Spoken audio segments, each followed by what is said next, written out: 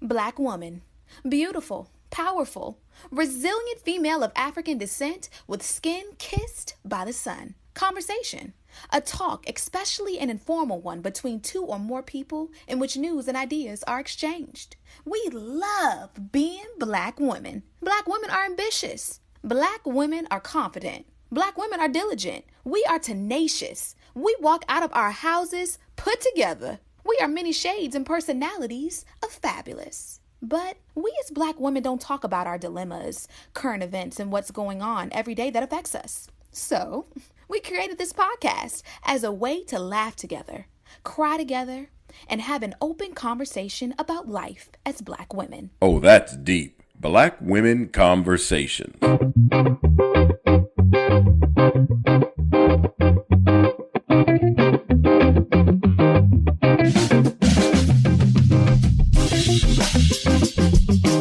Hey, Nicole. Hey, Johnny. How's your week been? It's been fun. So, for those that do not know, Janine and I had not seen each other for 15. It's been more than that. So we had seen each other since what, 2001, 2002? Yeah. So literally almost 20 years. 19 years. So we saw each other. So I went to DC for the Women in White Coast retreat. As you guys know, I have a book now. And so we had this release this weekend in DC. And guess who I saw after 19 years? Me! Podcast co-host, Johnny, and her husband. So it was fantastic. We finally met. We're going to have to post pictures. Absolutely. On social media so that you guys can see that we're like reunited and it feels so good. And I got to meet Miss Lisa finally. Like I had talked to Miss Lisa on the phone when we were freshmen in college because Miss Lisa was like everybody's mom and I'd never met her. So I finally got to meet Miss Lisa. She is fabulous, by the way. And I got to meet Harrison. And James too. But Harrison, oh my goodness. Harrison is as adorable in person as he is on the internet. For some reason, he was in love with you. And not saying that you're not lovable, but I was just surprised that he was just like drawn to Janine. I mean, he just kept playing with her, kept talking to her. And James and I was like, what is going on? What's really going on? He's usually not this attached to people that he's seeing for the first time, but he definitely was. He was definitely excited to see her, and he was definitely familiar with you, Janine. Definitely it's because familiar. He's used to hearing me talk to you all the time. So he's probably heard my voice that he probably was like, oh my goodness, this is what the voice looks like. Because in his mind, he just hears me. He's never seen me before. So now he's like, wow, he is super adorable. He is such a big boy. Like I feel like he's grown already. Harrison can have a full-fledged conversation with you and tell you everything that he wants and what he wants to do and doesn't want to do. And he can sit there and watch whatever show he wants to watch and be a good little boy. Like he is amazing. Well, some things you can't understand. We sort of like piecemeal what he's saying, piecemeal the words together and figure out what he's saying. But yeah, he's a good kid. He's definitely a good kid. I don't think that it would be the same if I had like two or three of him, but for him by himself, he's pretty good. We can keep him calm long enough to do things in public. So happy about that. So adorable. And now I can't figure out, and I told you this, I can't figure out which one of you Harrison looks like more. Because I always was like, oh, I think that he looks more like James. And then I was like, no, I think he looks more like you. And now I'm really confused. Now that I've seen the three of you together in person, I'm like, the Harrison just looks like both of you. Like it's a perfect combination of the two of you. I think he definitely looks like my husband, but he definitely has his own look too. Like he has his like own unique Harrison look, and he has his own unique personality. It's funny because he doesn't act. The personality is you. You think so? 100%. He has a very unique personality, but I think that the difference between you and Harrison is that Harrison is a boy, but like that personality is 100% you, Nicole. He's very determined. Yeah. He's going to do what he wants to do and he's going to make sure that it gets done. You don't have to do it for him. He's going to make sure that whatever it is that he needs to get done, gets done. He definitely is independent, but he's almost independent to a fault. Like he's bad. Like he can be bad sometimes. Not bad. And I'm like, don't do that. And he's like, what? What'd you say? What? You talking to me? He just does whatever he wants to do. And I'm like, where did I get this baby from? he's funny like that. He's not bad though. He's a sweetheart. Harrison is sweet. As sweet as somebody that's a toddler can be. Toddlers are bad. Okay. There's no way to sugarcoat it. They are bad. Like you cannot take your eyes off of them. You have to constantly have eyes on them. They will climb on the table. They will climb on top of stuff. You look around, you try to look for them. They're like on top of the house. They're like just Harrison in everything. Sat nice and quietly in his high seat and ate his lunch, and he was fine. He did not cause a scene. He was not screaming and hollering. He was very, very good. Very good.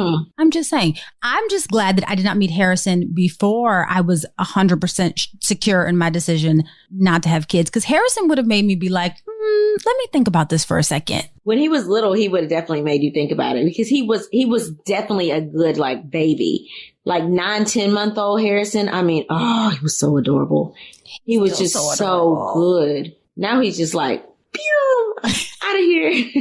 Just all over the place. But he's so adorable. All right. So Janine, what's on your timeline this week? Okay. So it seems, and this is a positive thing, it seems that more of our brothers and sisters in the African American community are recognizing the importance of financial literacy. With that, we're also seeing more conversations about financial literacy and subsequently more financial literacy programs emerging to help our communities become more financially sound. One of these programs that I just heard about, which has actually been in existence for a couple of decades, is one that was created by John W. Rogers Jr. And for those who don't know who Mr. Rogers is, he is the founder, chairman, CEO, and chief investment officer of Ariel Investments, which is the nation's first Black-owned mutual fund firm.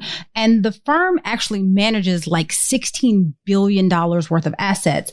But Mr. Rogers realized that, it wasn't only important to create a Black-owned mutual fund, but it was also important to educate the African American community about financial literacy. So he opened up Ariel Community Academy, which is actually a primary school on the south side of Chicago. And so this school doesn't just teach the students about finances and investments, but it actually gives them hands-on investment experience. So it allows them to manage portfolios. And then when the students get to 8th grade and they graduate from 8th grade, they actually get to receive a portion of the profits from the portfolios that they had been managing over the years. So Mr. Rogers isn't the only one who's created programs like this to teach communities about financial literacy. Terrence J. actually also recently announced that he was partnering with First Boulevard Bank, which is a Black-owned bank, for what they're calling Project Tassel, which is an initiative specifically for HBCU students to teach them financial literacy.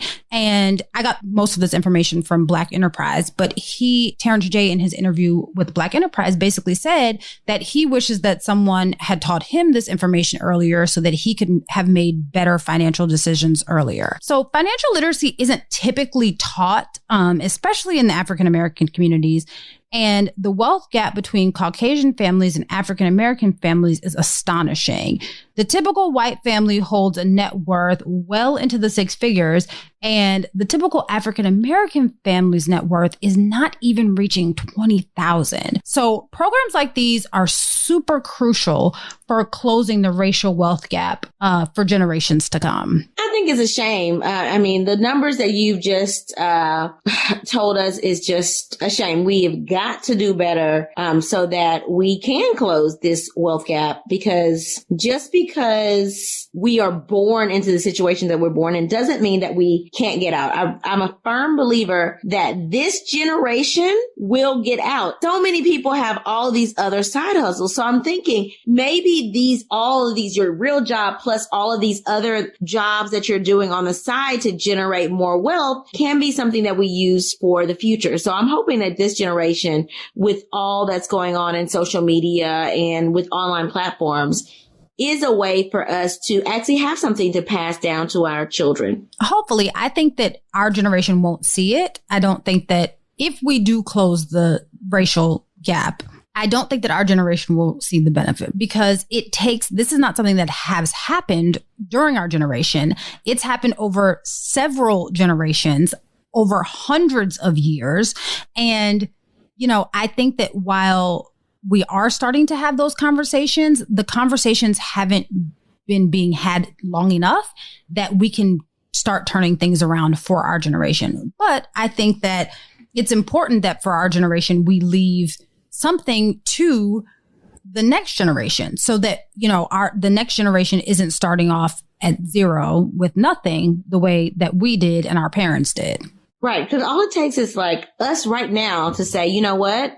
We're going to get some life insurance policy. So if we happen to die, we are going to leave this $500,000 or $1 million or however much it is, $100,000, however much it is to our family so that they can have something that they own. Now, it's going to take the people that we leave it to, though, to actually also leave something for their children, right? The goal is to leave something for your children's children. And right now, I think you're right, Janine. It's going to be hard for us right now to say we're leaving enough for our children's children. That's going to be hard unless we have children that are also making money and we're investing in them early so that they have their own money so that when we leave them money, they already have a cushion to sit on so that money will automatically go to their children. So it's making sure we're investing in our children early and their futures early. So, I'm a firm believer, like, if you are living check to check, I'm sorry, there's some luxuries you shouldn't be afforded. So everybody wants their hair look good. You don't need bundles. I'm sorry.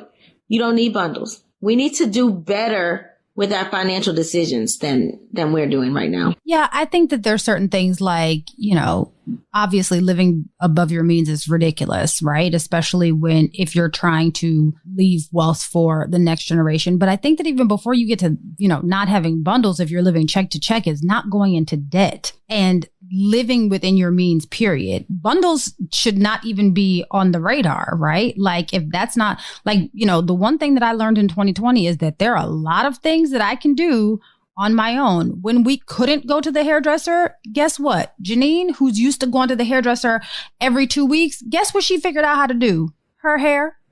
It wasn't my preference, but guess what? When you can't do something, you learn really quickly how to get it done on your own. When I couldn't go to the nail salon, guess what I figured out how to do? My nails. And guess how much cheaper it was than going to the nail salon, right? Now, when you don't have that kind of money or you're in between situations, there's some things that we have to cut out, but we still have to be cognizant of it in order to know, hey, this is a time where maybe I should cut back. And I think that if we haven't learned anything in 2020, we should have learned how to figure out how to deal with or live with the bare minimum. 2020 taught us that. Or at least it should have. I agree. So to help us discuss financial literacy, we have a very special guest with us.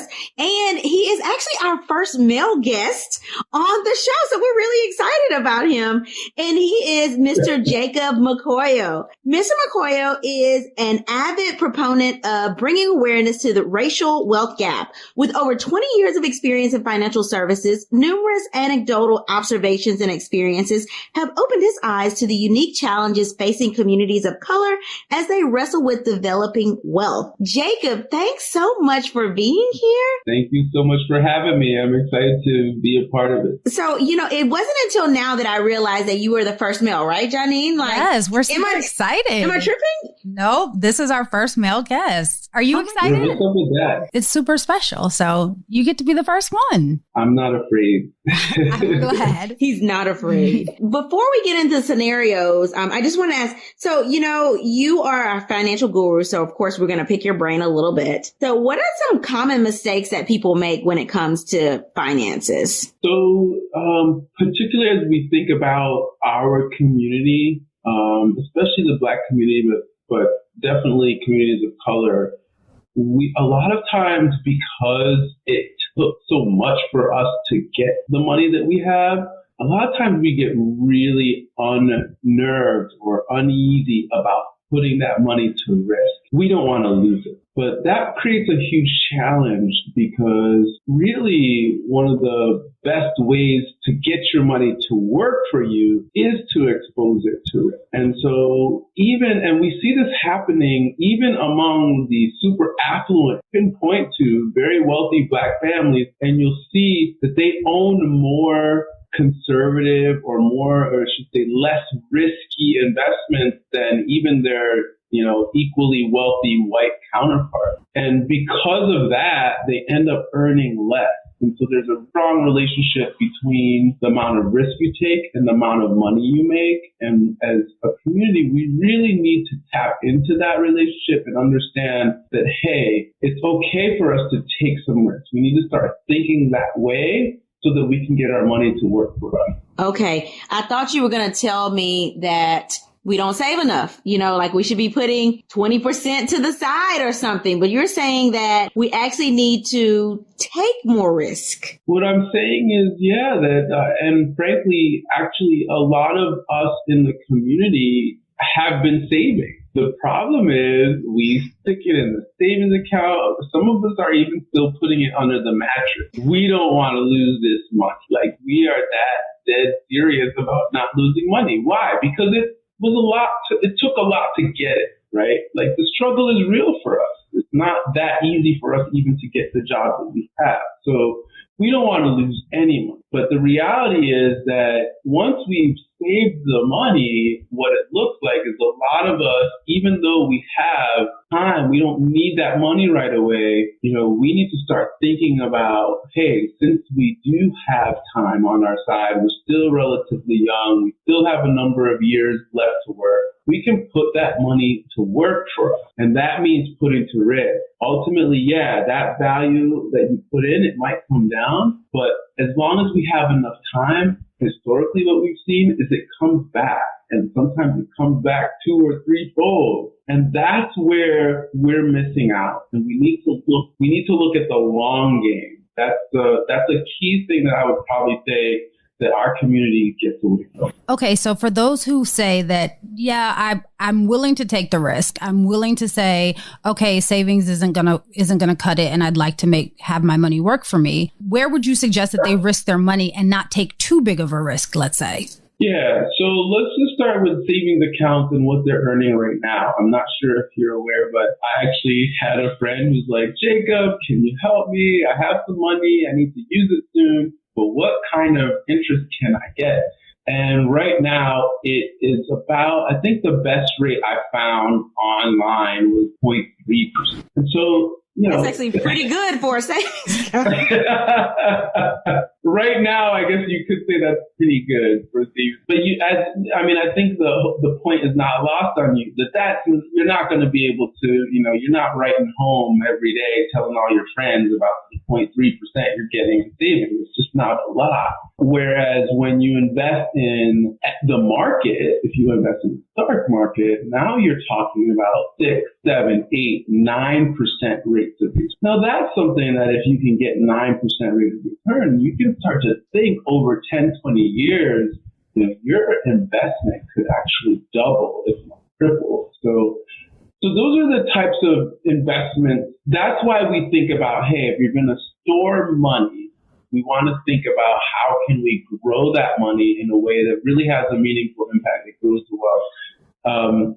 To answer your question, Janine, I think it gets a little bit more complicated because it's important for everyone individually to understand their financial situation, right? So if you are working, you have a steady income, that's going to allow you to take more of a risk when you invest, right? Because okay, I'm probably going to be in this job for the next 5, maybe even 10 years. I'm not going to need this money, and I have time on our side. I guess the one key takeaway, if any takeaways you would want to get from my conversation here with you today, is that time is what you need on your side when you're investing. Anytime you're looking at investing in the market, you want to think about how much time you have available, because that's really what that time horizon is really what's going to allow you to let your investment run and grow and turn into significant amounts of wealth. So when you say time, how much time are you talking? Because you said we're relatively young. I mean, what is relatively young for you? For our listeners, if they're 30, I can understand that. But what if they're 50? Is that still enough time to invest? When a financial advisor wants to give advice, they really need to understand the situation of that individual. Because to your point, Nicole, to me, 10 years isn't a long time, but to someone else who's trying to flip this money and make it work so they got it for next year, like that 10 years is not enough. It's too long. That's too long. And so to that end, what I can tell you is when it comes to the market and when it comes to investing, we're talking about time in terms of what we call sequence of return. Okay. So this term is what we often use to describe the way the market performs. It goes up, it goes down, it goes up, it goes down. But over a certain set number of years, we know that you're going to finish higher than when you started. That's what the market shows us. And that's what we know is true. And that's a core part of what financial education is about, is to help people understand that what's happening when you invest is that there's this sequence of return. And the longer time that you have available, the more likely you are to be higher than when you started. And that's just the way the market works. And so that's the part of investing in education that, our community really has to come to terms, because a lot of times when, in my experience, I found a number of us in our community will think about investing and they automatically think Atlantic City. They automatically think gambling. And that's not actually true. And I've often had conversations with people. I'm like, hey, do you shop at Target? And they'll say, yeah, I love Target. And they'll say, do you expect to be shopping at Target in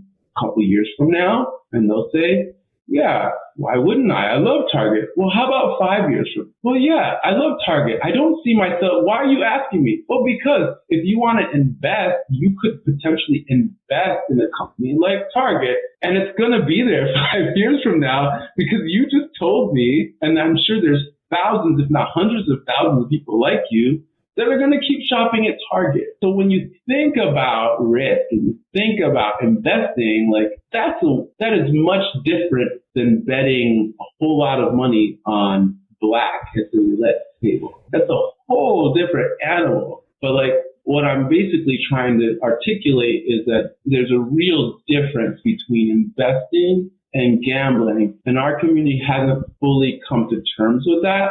And with education, I think we can overcome that. But what I'm talking to you about, Nicole, when you talk about how much time, the more time we have, the better the opportunity is for us. We can make more in the market. You can make more when you have more time. But even if you're in your 50s, look, most people are working into their 60s and 70s. There's a lot of people that don't even retire until they're 75. They like what they're doing. They don't want to retire. So some people might be shaking their heads right now. They're like, I am not working at 60. I'm done at 60. But what are you going to, I often ask people, like, what are you like? Oh, I'm going to travel.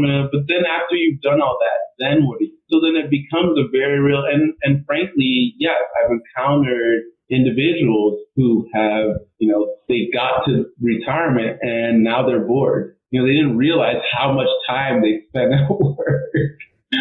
But the point here really is just to say, hey, the more time that you have, the better, because that's how you can pretty much feel better about the types of returns you can get in the market versus getting it in a savings account. Okay, so what would you say to those people who aren't quite ready to invest? They're, maybe just able to save some money.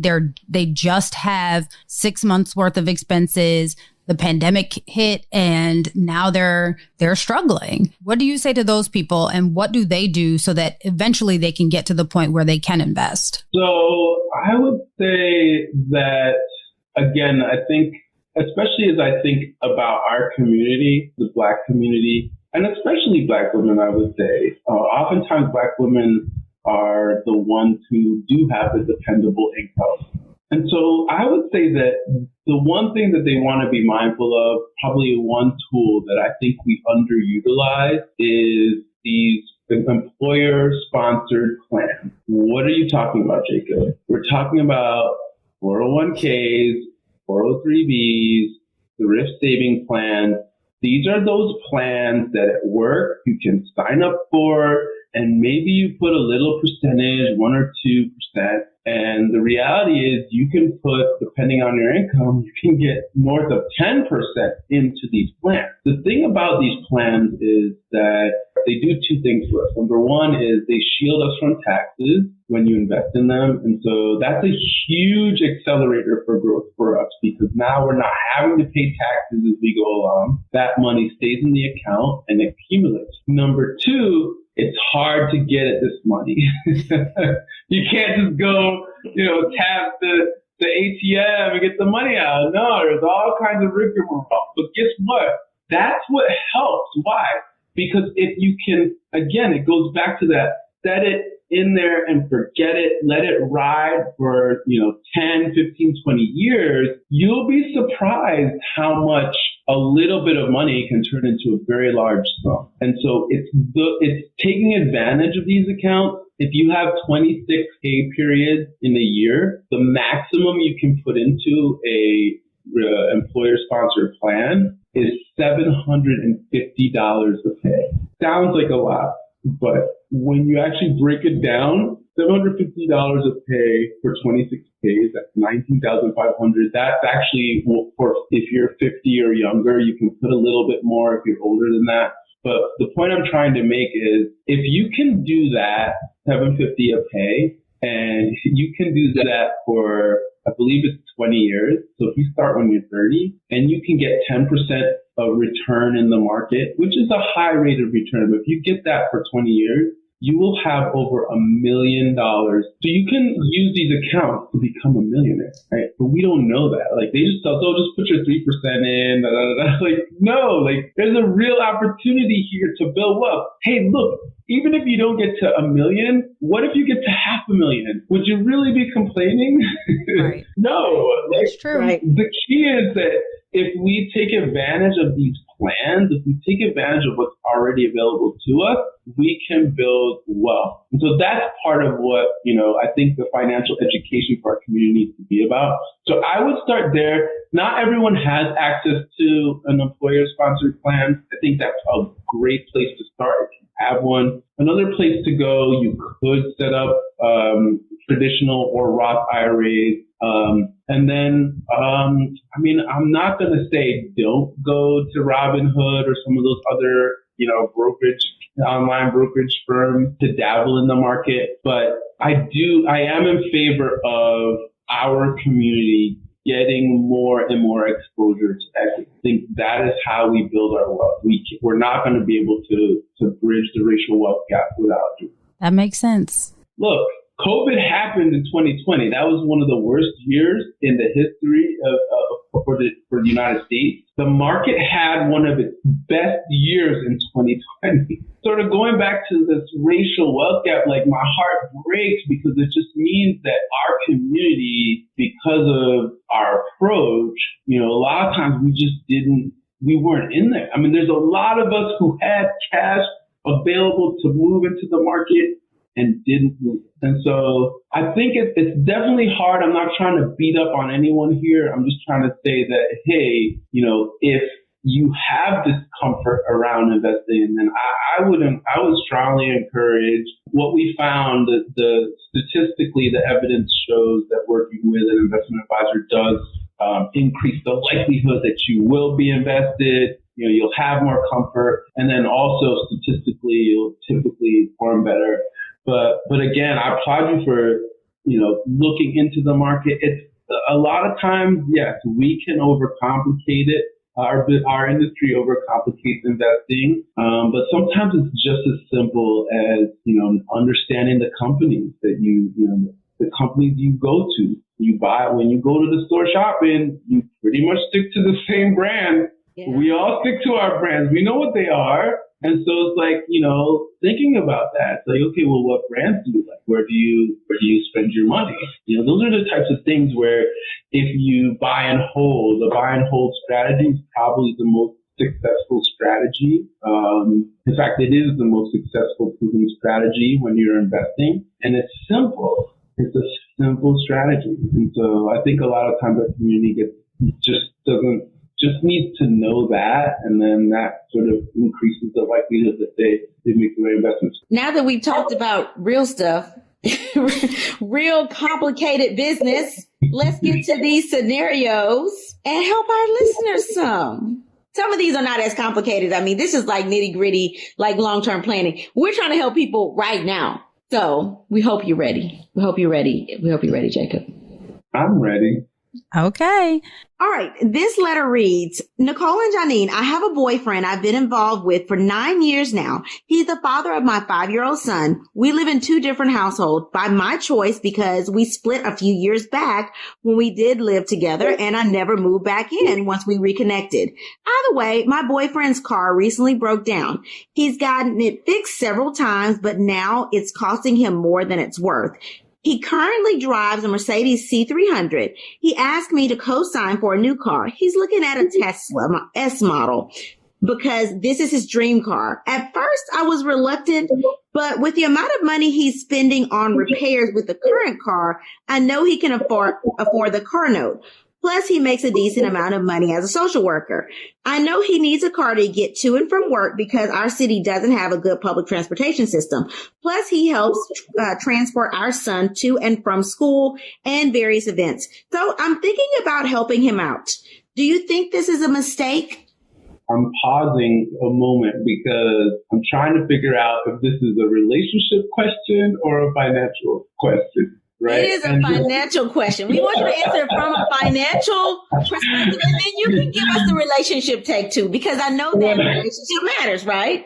Well, and it's funny because, I'm being slightly facetious here, but I almost do want to defer to what, you or Janine are going to say. We probably are on the same wavelength on this, but at the end of the day, what really matters is when it comes to these types of financial decisions, it's going to matter how committed this relationship is, right? Because if it's not that they have to be married, but, frankly, the situation is different if they're married. But if they're super committed to each other, then, she needs to make the right decision for her family, for that arrangement that they have.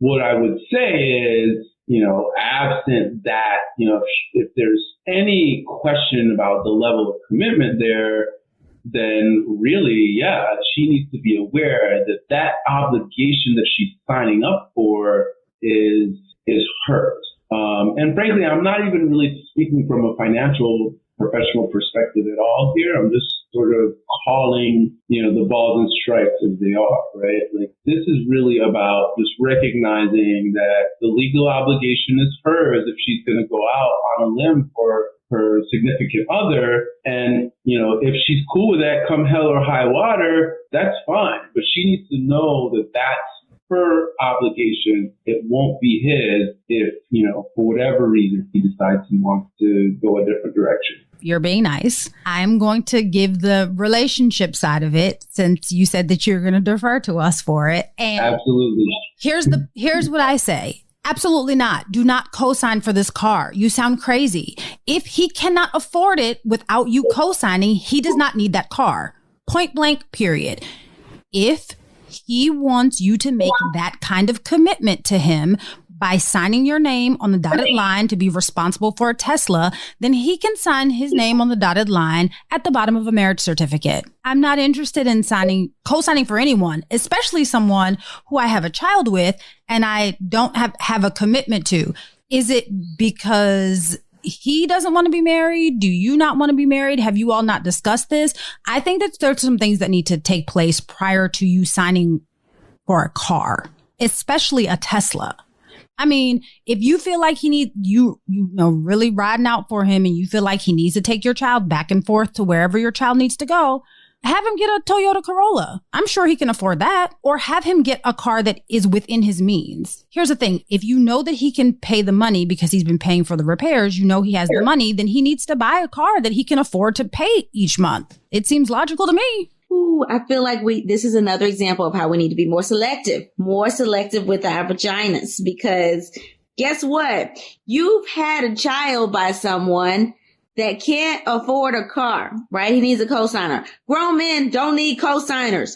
Period. You should not need a cosigner. And if I'm not married to you, I'm not cosigning. I'm sorry, I'm not cosigning. Because if I want to walk away from you and get with somebody else that has better credit, then obviously I'm still stuck to you. I'm already bound to you by this 5-year-old, which we love the babies. So we're not going to complain about that. Somebody got lost in the sauce, had a baby. Fine. But what I'm not going to do is be stuck to you financially. Yeah, I'm not going to do it. I think it's a crazy situation. He can go ask his mama to co-sign. He can ask his brother or his sister to co-sign. He can go ask his best friend to co-sign. He don't need to ask you to co-sign.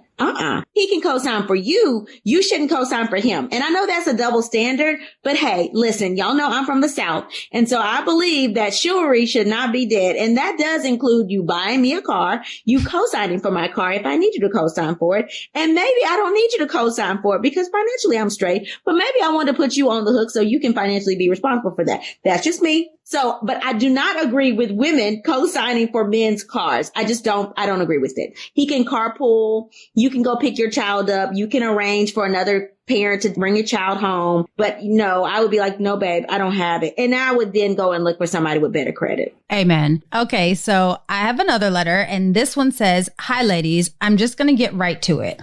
I'm a 40-year-old IT professional. I'm single with no kids.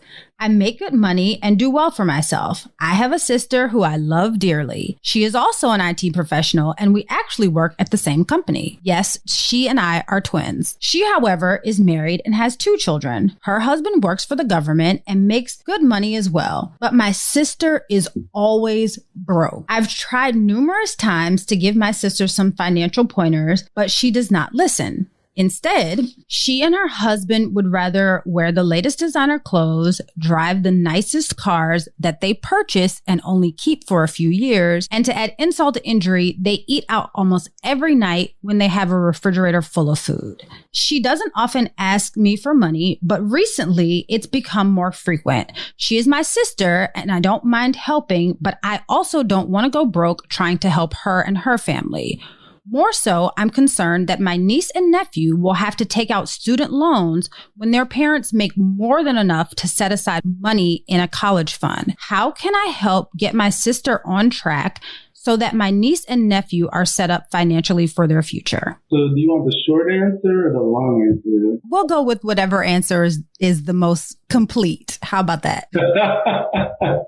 Now look who's being diplomatic. So I would say that, the short answer is you can't manage someone else's finances. That's what you're trying to do. You see how they're spending money, but you're trying to be in their pocketbook, telling them how to do it, except that they say, hey, please come take over my finances for me. You're always going to have that tension. I think that it's just a level too high to reach for a twin sister.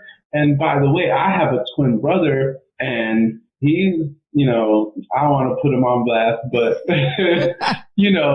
it's different. Okay. So, trying to get in their finances and make choices for them, that's just a really tall order that you're trying to pursue. What I would strongly recommend in this situation is, as much as you love your sister, to continue, as if she's open to having these conversations. Hey, what are we doing?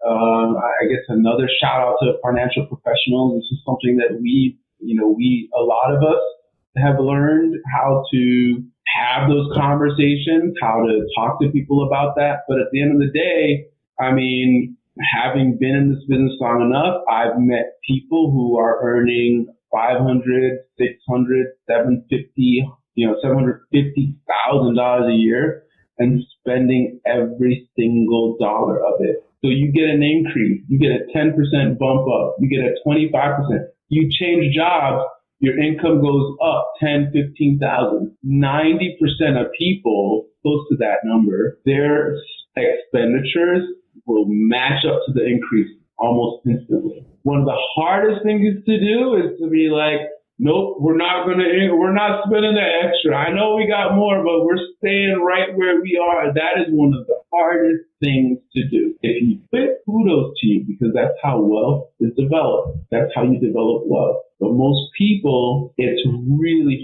hard to develop that discipline. So it seems like what you're asking your twin sister to do in this situation, it's hard to do that. And yeah, it's noble, and I appreciate you wanting to talk to your sister about it. I would say keep talking, but sort of lower your own expectations on whether or not she will convert or they will convert as a couple to doing what you're recommending, just so that you don't get disappointed. But yeah, I think that's kind of where I would go with that question. I don't want to say yes, no, or maybe. I just kind of want to put it that way. Great diplomatic answer. I think that as opposed to trying to convince your sister about changing her habits, why not just invest in the children's education yourself? Like set aside some of your income, that the money that you would be giving your sister when she asks for money, just tell your sister, unfortunately, I can't do it. And then set aside the money on your own so that your niece and nephew can go to college, just in case. And then if they don't need it, then you've just saved a bunch of money for yourself. You cannot be in other people's pockets. And when I was single, making basically the same amount of money I'm making now and with a child and a husband, it's a different level. It is different. You will spend a lot more money when you have a kid or when you're married. The expectation for you to actually do things with your spouse, and go places and celebrate an anniversary and celebrate birthdays and, buy little Timmy the things he needs for class and make sure he has exposure to different cultures. It is not a responsibility you have to think about when you don't have kids. And when you're talking about the same exact amount of money with the kid and without a kid, oh yeah, I mean, that money will go 10 times longer for somebody that does not have kids that has kids. So one, I would think you need to stop criticizing your sister and how she spends her money. That's number one, because you don't really know what she's spending. You don't know what kind of medical bill she has. You don't know what kind of insurance coverage they have. You don't know what her expenses are. So you can't count people's coins unless you know every different avenue that they're spending their coins in. So you don't know. So just breathe and do not think that your sister has the same exact resources, spending the same exact way that you do, because that is not the truth if you are single and she is married with a child. And so what Janine said is the only thing you can do. You want to set up a 529B for your niece and nephews and you want to stick to that, put their name and social security number on it. Great. They will have a little college fund that they can put to the side. If they get full rides, great. They can buy themselves a house. That's all. Other than that, if you don't like how your sister spend her money, say no. You don't have to help her. You can say no. It's interesting you bring this up. So as you both know, I spend a lot of time looking into, what really is the makeup of the racial wealth gap. And your audience may already know that, the racial wealth gap is where white families have almost 10 times the wealth of black families. And some of the research that I've read, particularly from the Brookings Institute and Sandy Darity, an economist that some of your audience may also know, has really broken down how a lot of that, the most significant component of why there's such a wide difference, is generational wealth, that we're not really passing wealth on to the next generation. Every generation starts from zero. And so that's something that we need to start changing as much as we can. That's part of the work. That's not all of it. We can talk about all the other stuff, reparations and all that other stuff. We can talk about that. I think there needs to be a much larger conversation. But what can we do individually? Part of that conversation is that. But when they looked at, the Brookings Institute looked at that and they said, hey, another key factor that was going on when you look at that gap is within Black communities and the Black family, there always seems to be a time where one family member is shelling out for another family. not necessarily in that nuclear family. I think it's interesting, Nicole, that you're encouraging the no, because maybe that's what we need to start thinking about, like the no, because we do that and we do what we do for family. Like, look, at the end of the day, I think we all get it. Like, we understand why she's coming out of pocket for that. But at the same time, it's like we need to start thinking seriously about when we're going to do that, because there are going to be times where you're not going to be able to, and maybe this is one of the times where you can say no. But at the end of the day, this expenditure is one of the reasons why there's a gap in the first place. Not the only reason, and certainly don't beat yourself up over that, but be mindful of, hey, we need to be putting aside as much as we can to create that generational wealth. I mean, that's that money that could probably sit in an account for 20 years and double and triple because you didn't really need it, right? And so now all of a sudden you got, tens of thousands of dollars from a, $1,300 spend, however much money that was. But it's just something to think about when we think about that wealth gap. My business partner, he calls it the black tag. Like, there's someone in the family that's playing this black tag. What's the black tag? That's the one that's always, boom, getting hit up. And we need this. Oh, Shorty needs that. Oh, Junior needs this. Oh, so-and-so. It's like, what?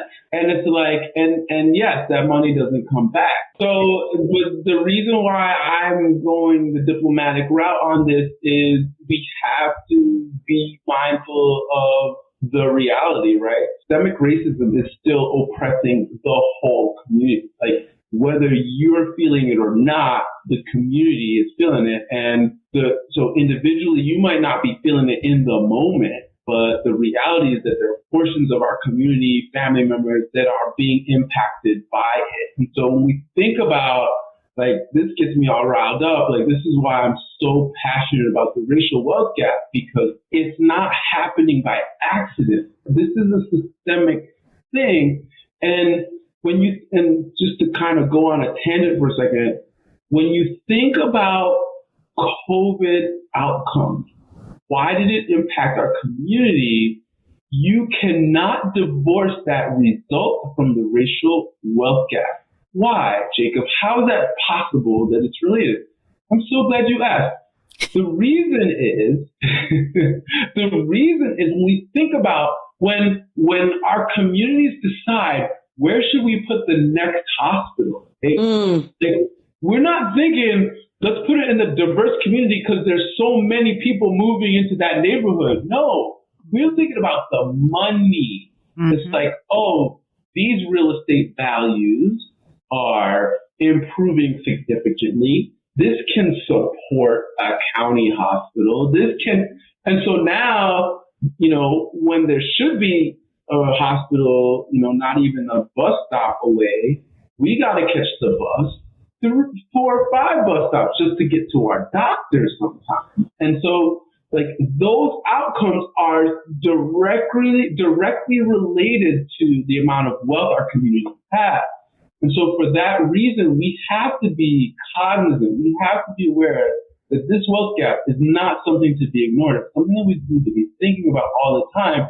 And individually, yes, collectively as individuals, we can have an impact. It's not going to solve it, just our community. We need white people to galvanize and mobilize. But our community can do some things. And the main reason I'm bringing up that wealth gap in this particular instance is that our family members who ask for money, guess what? This is when I get teary-eyed, because I know our community members, there's some grandmothers and grandfathers that gave their last dollar to get, Junior out of jail, right? Like, that was the wealth that was going to be transferred, right? But the system is set up, the judicial system. So I was just talking about the health system and how that's impacting it. But the judicial system is taking our money too. And so it's like, hey, there's so much. So I'm just kind of trying to build sort of this background that says, okay, because I too want to be like, I am done writing checks to anybody who is not going to return this money and act like they're going to return. Like, you're not going to return it. So the one piece of advice I would leave you on that particular topic, though, is I've learned was just only stop lending the money. Just give what you can afford. So it's like, all right, so I'm going to come to you. They're like, I need $5,000. Like, you can't. Give them what you can afford to give them. Hey, look, I no longer lend family members any money now, but I'll give you what I can give you. That's so nice. That's so nice. I ain't doing that. No, I'm not doing it. Because if people are asking me if they're getting their hair and their nails done, and I don't have my hair and my nails done, and you're asking me for $400 or $500 because you need to get your hair and your nails done. What? No, I'm not going to do that. I am not going to do that. And just because you mismanage your money, because sometimes, Jacob, it is mismanagement of money because people think that they are going to get saved later on. Well, you knew your electricity bill was going to be due at the end of each month. So you mean to tell me you got your hair and your nails done at the beginning of the month, knowing that you had electricity bill due at the end of the month? That is not my fault that you had piss poor planning. Not my fault. Not my fault. So I'm going to say no, because if I say yes, even though I'm like, oh, I feel bad, my niece and my nephew are going to be in the cold, whatever. No, I really feel that you will make a way and figure out how to make that work if I say no. But if I say yes, then what's going to happen? Next week, you're going to get your hair and your nails done again, right? Knowing that at the end of the month, you're going to have the same bill. Yeah, no, I'm not going to do that. Not going to do it. And I also stand by, the judicial system is definitely a messed up system. I think that Black and brown people are getting harsher sentences, which means that they have more legal fees. I completely get that. I'm just not the one that's going to help bail you out. Think twice before you do anything. You know you're going to get a harsher sentence. You know you're going to get a harsher sentence than anybody else. You know it. So don't come asking me. Don't ask me. I'm sorry. Jacob, this is the same one that would probably be like, oh my God, what happened? Let me help. Just FYI. I've turned over a new leaf. I'm telling you, I can't. I want to see how long this lasts. Let me tell you something. Nicole, she will say this so far. She will say this, right? But I've seen Nicole and I'll be like, Nicole, what did you loaned what? Okay. And that's why I'm not doing it anymore. No. I hope that you stick with it. I really do. But I'm a little skeptical. I'm just saying, you are super generous, Nicole. And that's why I feel like you're adamant about changing your ways. But I don't know that you're not going to help people out. I'm not going to do it. I just feel like when you're the person that's always helping, and I'm old enough now to know that people will not help you if they're not helpers. And you're a person that's a fixer and a giver, you're going to constantly be a fixer and a giver, and you're going to constantly be disappointed when people are not supportive. And it's not even supportive on a financial level. It's just supportive overall. Like, you can't even support and acknowledge me, but you want me to give you $10,000? You can't subscribe to this podcast, but you want to ask me to borrow money? Word. And you're not even supporting that, but you ask me for money? Like, that's what I'm talking about, Jacob. Not even like, oh, you can't pay me back, but like, you literally can't support anything that's not you. I ain't doing it. That's a good point. Like, they're for themselves, they're not for the cause. Like, you can't be for the cause and they're not for the cause. Yeah, no, I'm not doing that. All right. So at this portion of the show, we usually say what we knew this week. So Jacob, if you want to tell us what you've learned new this week, it can be about anything. It can be lighthearted. It can be serious. But tell us a little bit about what you learned new this week. And then Janine and I will share what we learned. No pressure. I did just learn. I've been doing a lot of research on wealth in America and how the system is really just set up for, unfortunately, it's really geared towards white families. And things that I learned is, believe it or not, and maybe for some people this seems like it would be obvious, but even something as simple as the way the tax code is written is really, it favors white families. And you would think that it's all based on just how much income you have, because that's how the code is actually like calculated. But because even just the whole way I'm reading now that really talks about how, married filing joint, how that was calculated, the tax code for that versus, when you're married filing joint and you have two incomes versus married filing joint and have one single income, the way you get taxed ends up being different. And basically, historically with white families, they've usually been married filing joint with one single income, and that favors white families. And it's really, and I'm not sure if you guys have had that conversation about, the percentage of single Black families, single moms. Obviously, fortunately, we're way higher than our white counterparts, but that is in the sense of Black tax. And it's really been, shocking, but not just been quite revealing when you go down this whole research hole of figuring out more and more about what our U.S. history looks like as it relates to the African American experience.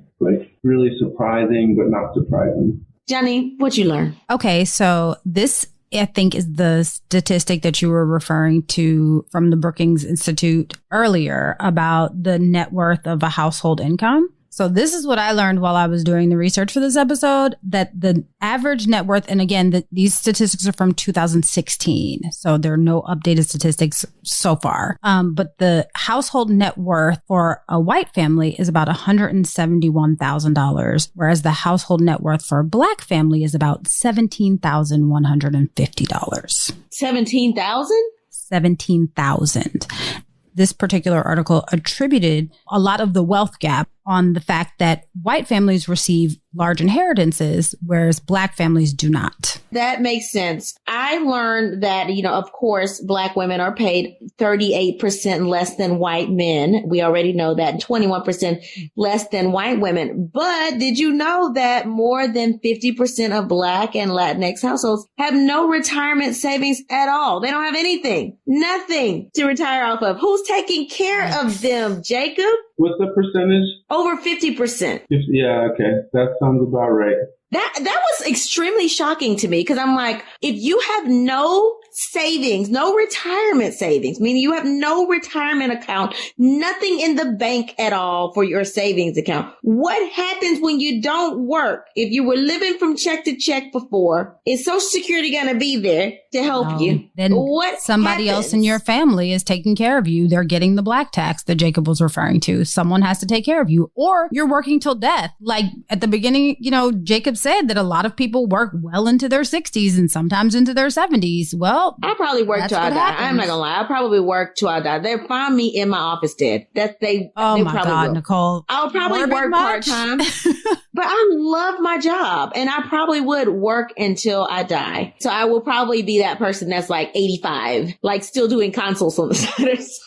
I'm still doing lectures or something. I'm going to teach something. I'm going to do something probably until I die, just because, and I want to travel. I want to do things. I would want to. Hopefully Harrison has some children, and I have some great grandchildren by then, but I would probably need to do something. Thank you so much, Jacob, for coming on the podcast today. We have thoroughly enjoyed you. Thank you for giving us all these little pearls of excellence so that we can take it back and we can definitely think about ways to invest so that we can grow our financial freedom. Let the people know how they can follow you on social media. Hey, for now, you can. Thank you. First of all, thank you for having me. It's been a joy. I hope you invite me back. You can definitely find me on Instagram, MJM Experience. MJM Experience on Instagram. I'm there. I am happy to say hello and share more tidbits if you want. Please follow me on Instagram. Perfect. We will definitely be following you along. And we will probably be reaching out to you for some more financial tips. So thanks so much. And here's our motivational moment for the week. And it says, real freedom is having your very own. So get your coins, ladies. Keep grinding until you have so much cash flow that you can't count it. And of course, that means, we're coming from Jacob, that means that you need to invest. Okay. Until we meet again. Pray, work, slay. And show off your melanated excellence. Bye. Oh, That's Deep, Black Women Conversations is produced by Nicole Lee Plenty and Janine Brunson Johnson. Executive producer, Ken Johnson.